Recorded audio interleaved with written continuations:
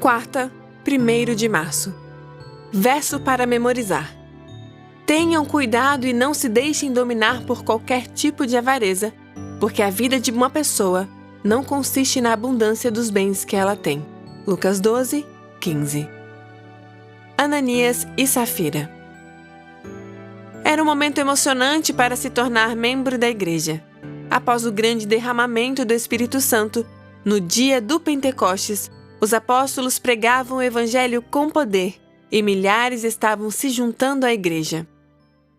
Tendo eles orado, tremeu o lugar onde estavam reunidos.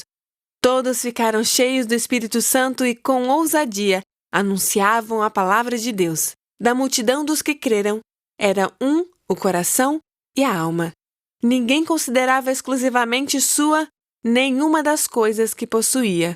Tudo, porém, lhes era comum. Que privilégio Ananias e Safira tiveram! Fazer parte da igreja primitiva, vê-la crescer e sentir a manifestação do Espírito Santo de forma tão marcante.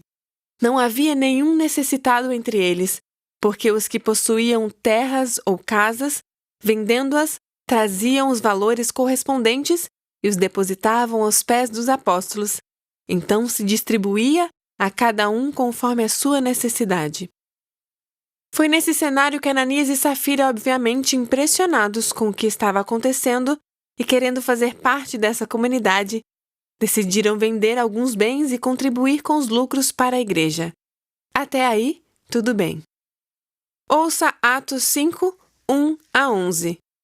Entretanto, certo homem chamado Ananias, com sua mulher Safira, vendeu uma propriedade, mas reteve uma parte do dinheiro. E Safira estava ciente disso.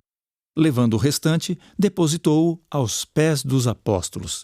Então Pedro disse: Ananias, por que você permitiu que Satanás enchesse o seu coração para que você mentisse ao Espírito Santo, retendo parte do valor do campo? Não é verdade que, conservando a propriedade, seria sua, e depois de vendida o dinheiro não estaria em seu poder? Por que você decidiu fazer uma coisa dessas? Você não mentiu para os homens, mas para Deus. Ouvindo estas palavras, Ananias caiu morto, e sobreveio grande temor a todos os que souberam do que tinha acontecido. Levantando-se os moços, cobriram o corpo de Ananias, e levando-o para fora, o sepultaram. Quase 3 horas depois entrou a mulher de Ananias, sem saber o que tinha acontecido. Então Pedro, dirigindo-se a ela, perguntou: Diga-me, foi por este valor que vocês venderam aquela terra? Ela respondeu: Sim, foi por esse valor. Então Pedro disse: Porque vocês entraram em acordo para tentar o Espírito do Senhor? Eis aí a porta os pés dos que sepultaram seu marido, e eles levarão você também. No mesmo instante, ela caiu aos pés de Pedro e morreu.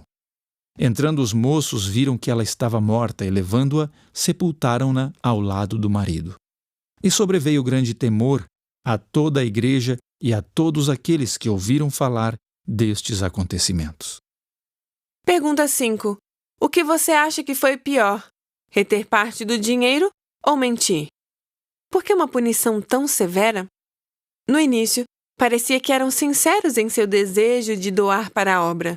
No entanto, no livro Atos dos Apóstolos lemos, abre aspas, depois, o casal ofendeu o Santo Espírito ao ceder a sentimentos de cobiça.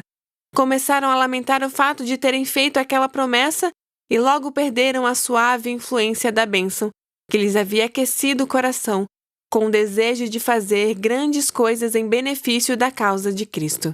Fecha aspas. Em outras palavras, embora tivessem iniciado com as melhores das intenções, a cobiça fez com que aparentassem e fingissem ser o que não eram. E sobreveio grande temor a toda a igreja e a todos que ouviram falar destes acontecimentos.